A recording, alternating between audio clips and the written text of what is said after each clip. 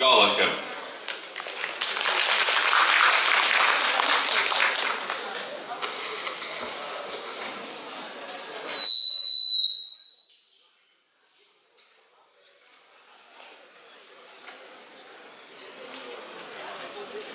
Добрий день.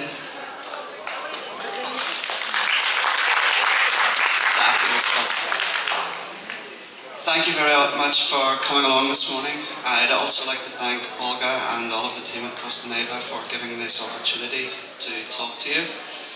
I won't speak in too much depth about British design, just in 30 minutes give you a brief taste of contemporary British landscape design and things that have been happening.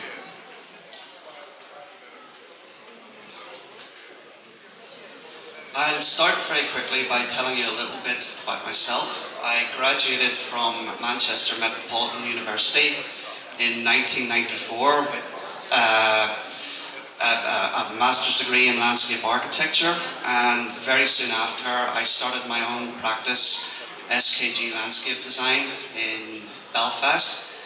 It was Northern Ireland's first specialised garden design, professional garden design consultancy. And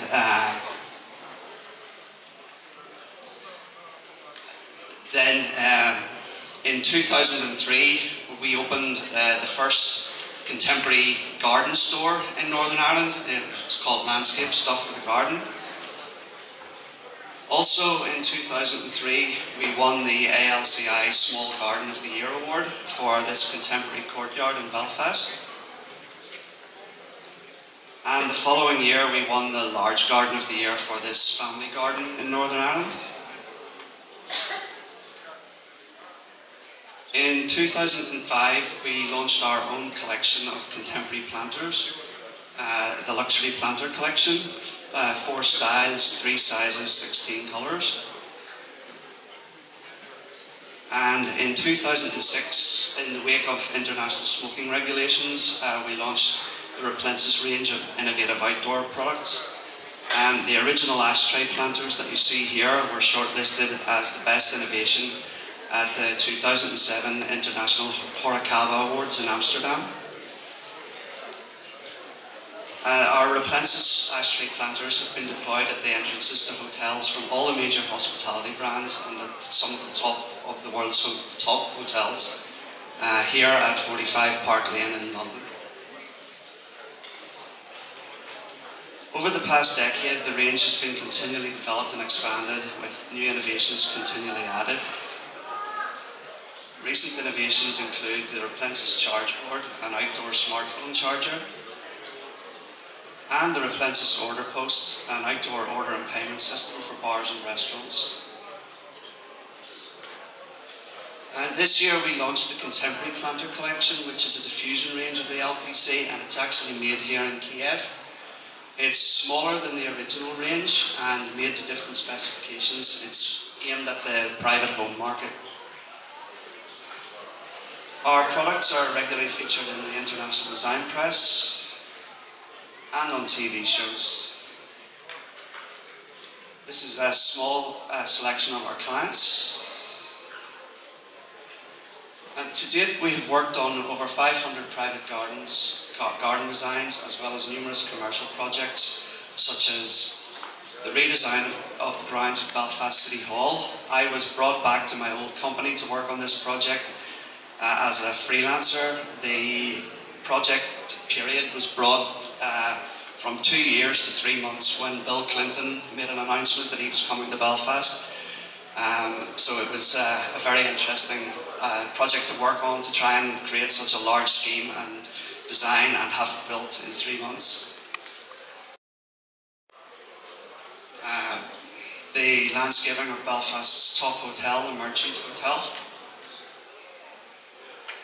and a rooftop bar and terrace for a boutique hotel in Manhattan.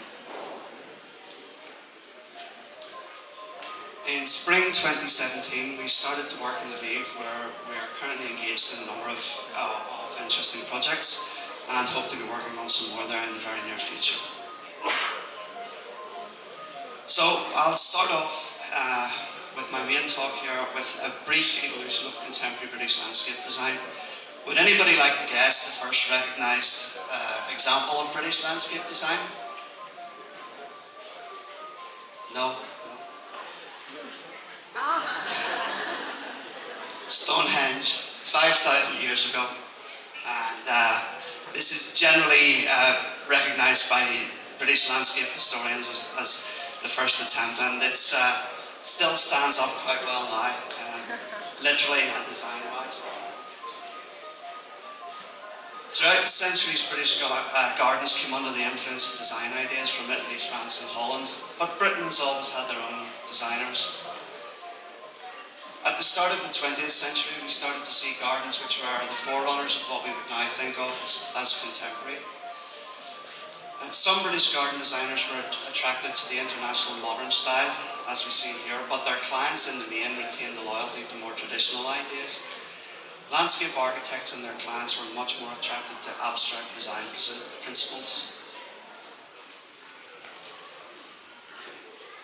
It was the 1990s that really saw British landscape design reach new levels of popularity, with garden design TV shows occupying prime slots on Sunday evenings and making celebrities of designers such as Alan Titchmarsh and Dermot Gavin.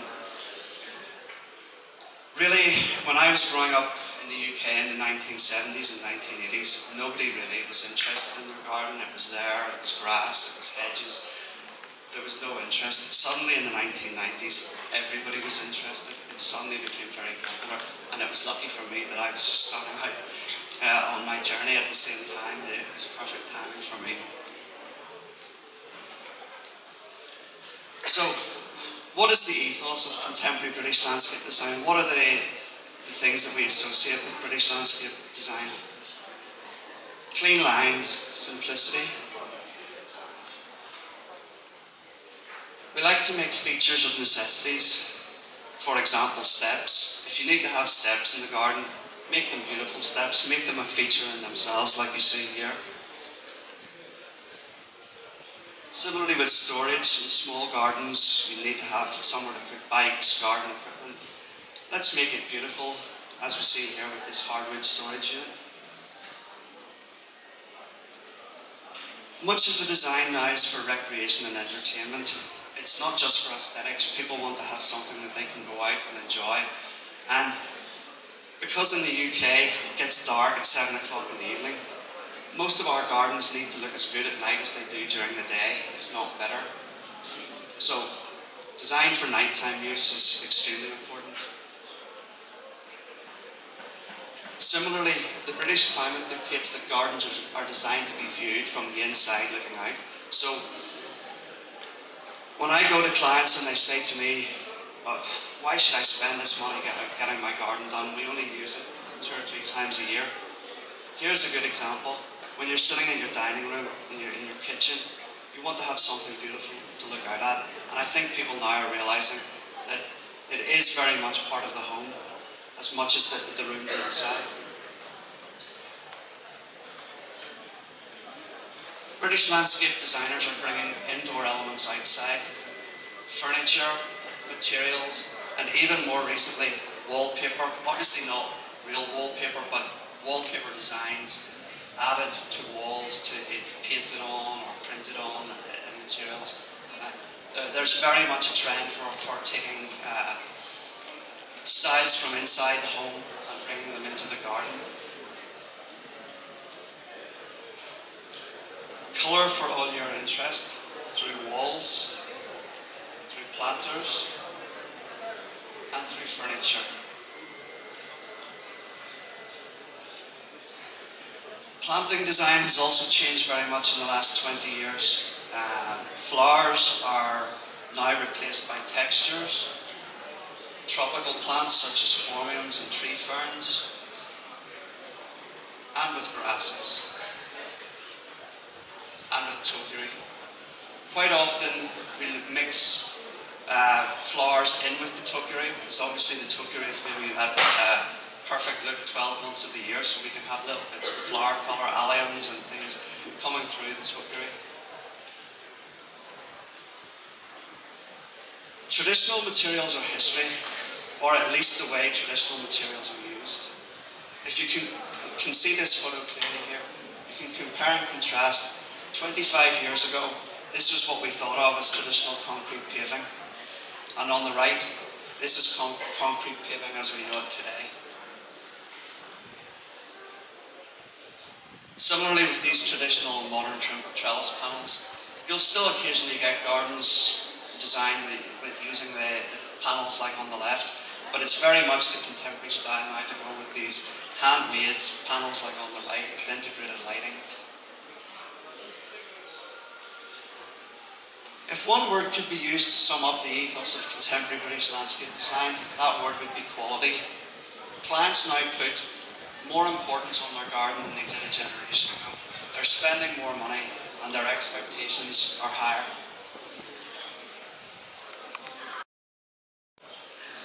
Water features. Every garden these days seems to have a water feature. It seems to be the integral part and the main focus of the garden. You'll see with this one, I hope you can see the photo clearly enough. It takes in a lot of the things that I've talked about already. There's a feature of the steps, there's the water features, there's the lighting. It's a very small garden, very small space, but the space has been used very cleverly to integrate a considerable amount of interest in this small space. Lighting again is extremely important for the reason that we mentioned. More people are using their gardens at night than they are at day, so lighting is essential. You'll also notice from these examples of the lighting, 3 or 4 different examples here. You see the light that is being given off, but the source of the light, the actual light fitting, tends not to be seen very often in contemporary design. We tend to just focus on surfaces, on plants, on features, and light those with hidden light sources. Again, you can see what I'm talking about with the lighting, but we're focusing more here on the smooth surfaces. Smooth surfaces are very, very much part of the contemporary design palette. You see here with the stone, the hardwood screens, everything is very smooth, it's very slick. Gabion walls have been very popular now for a long time. I understand that they're gaining popularity here in Ukraine too. I see them in more use in more projects, but very, very much a design tool of the British landscape designer. Again, screens, very common because we all live in small gardens now. Gardens are getting smaller, and for privacy, the screens are being used in the place of hedges because they take less time to maintain. They also take up less idle space in the garden. Plants are still important. You know, a lot of people think that the planting is becoming less and less important, but you know, it's not a garden without the plants. And you see here, very modern garden, but the plants are the star here, no matter what else is there. Planters again, for low maintenance, very, very popular in modern gardens. Vertical planting, again I'm seeing a lot of this in Ukraine. Obviously you have some good practitioners of it, and very popular in the UK, and it's nice to see that it's being used here in Ukraine. Modern furniture really is essential to every project, and as a designer I used to become very frustrated when my clients would say, oh, we've seen some furniture, don't worry, leave it with us, because the furniture can make or break any project, and if the furniture's not right, the project's not right. And furniture is becoming more and more modern, and there's some good examples on display here today. It's worth noting that some of the best furniture being used in British designs, it's not coming from the UK, it's coming from Spain, from Belgium, from Italy, where their designers are a little bit more adventurous. Their furniture designers, they're still a little bit more reserved in the UK. Outdoor kitchens are becoming increasingly more popular as they become better developed and more available. And also, more and more people in the UK are starting to work from home. And rather than lose a room in their house to their home office and have their home life and office life spill over. Home offices are becoming very much a part of the British garden, and like with everything else, they're being built in these modern styles. So, what are the on-trend products that are being used in design to create these key elements? Concrete, polished steel, Core-10 steel, natural stone, hardwood decking.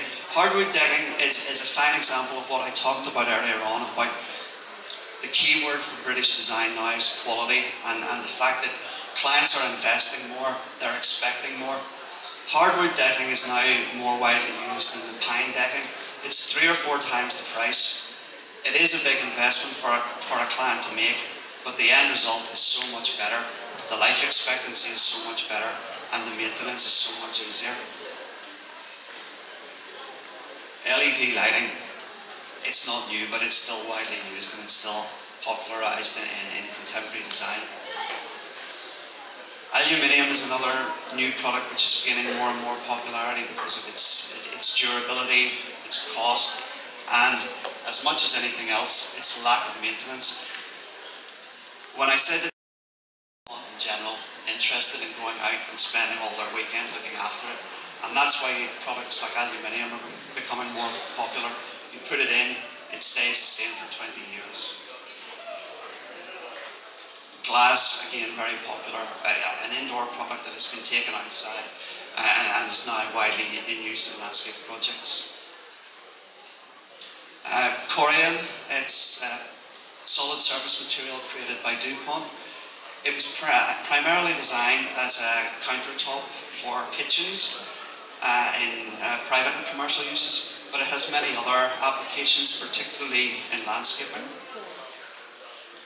It's great, it can be laser cut and you can create these bespoke lighting features. It's a great product for use. Just very quickly, I want to have a look at 2 of my favourite exponents of contemporary British landscape design. 2 of the guys who I think do it best and I've been very lucky to meet and on one occasion work with. Firstly, Philip Nash is a designer based in West London, and most of his gardens are in London and South East England. He does work abroad, New York, Spain. He has been creating contemporary gardens since 1990. I'm sure anybody who's familiar with anything to do with British landscape design, or indeed international landscape design, you're very familiar with the importance of the Chelsea Flower Show as an international show, but also for designers to showcase their work and really to show the world what they can do. I first noticed Philip in 2004 at the Chelsea Flower Show when he created this garden, steel and glass. It's still, for me, one of my favourite gardens.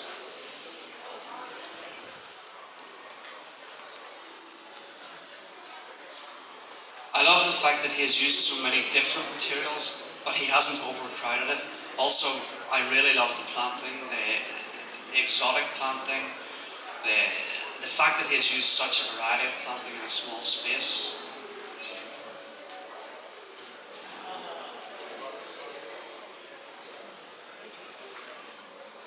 And then in 2008, Philip was back at the Chelsea Flower Show with another garden, this time called Elevations. And corian that we mentioned just a few moments ago was used widely in this garden for pathways, for furniture.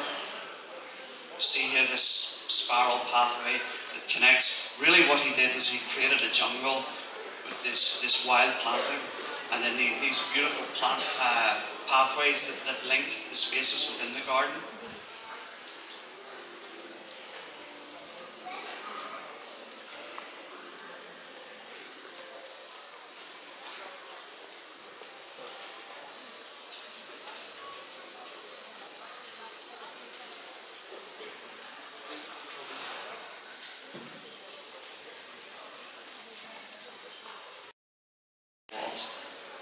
pretty much sums up everything about a contemporary British garden these days. And the second guy we're going to look with, he's probably known as the UK's most innovative landscape gardener. Certainly he's the most famous, very famous on TV, even going on to feature in Dancing with the Stars and other mainstream TV shows. He first came to prominence in the BBC TV show Homefront in the Garden, where he created a series of garden rooms. Like this home office, I'd just love to work somewhere like that.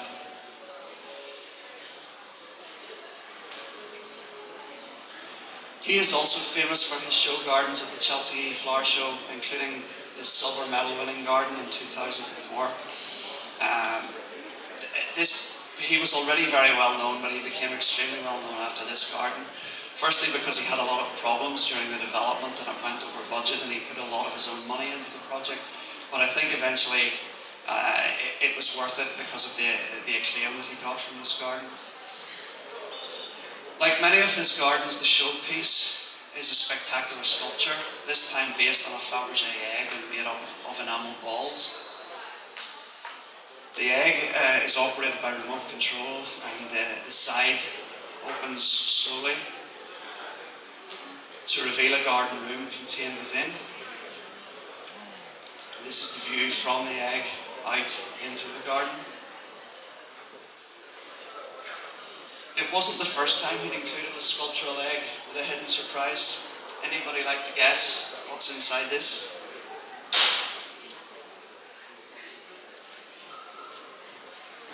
It's a drinks fridge. Today, maturity has calmed him down a little, and Dermot spends less time on the TV and more time designing, including this roof terrace in London. This peaceful garden on the west coast of Ireland with its ocean views, protected by sinking the terrace underground. And this communal garden at an apartment block in my hometown of Belfast. Finally, I'd just like to give some of my initial thoughts on Ukrainian landscape design. Based on my experiences of living here over the last few years, and more recently actually working here. And I was very interested in Maxim's talk before me, if you saw it. He's a local landscape architect, and he really validated some of my thoughts about Ukrainian landscape design and how it's progressing, and the problems that have perhaps stopped it progressing more quickly in the past. As a foreign designer, I first visited Ukraine in 2012, and I first came to live here in 2014. My personal view is that Ukrainian architecture and interior design are broadly in step with the rest of Europe. In Lviv, where I've been living, there are many excellent examples of contemporary design, particularly in the sphere of hospitality. But with landscape design, I feel it's a little bit behind, and again, as I say, as Maxim said, there's perhaps a reason for that, that materials that designers want to use aren't widely available, that the industry isn't recognised by clients, that clients don't put the same importance on landscape design as they do in interior design and architectural design, and maybe as they do in other parts of Europe. But the signs are here that this is starting to move much more quickly. Ukraine is starting to catch up, and new designers coming through, new energy, events like today. I have no doubt that Ukrainian landscape design is really starting to move very quickly, and it's starting to catch up, and it will catch up with the rest of Europe. 2 or 3 years, I think we're starting to see big changes we already have. And personally, I'm extremely excited to be here and to be able to work in this industry and to witness firsthand the evolution of Ukrainian landscape design. And again, thank you very much for having me here today to talk to you. I'm sure that many people amongst us here are going to be part of this new industry, this new evolution, and the growth of landscape design in the Ukraine. Дякую, спасибо. Дякуємо, Кайл, за цікаву та змістовну доповідь. Якщо будуть запитання до Кайла, будь ласка, в індивідуальному порядку підходьте до нього. І я думаю, ваш діалог буде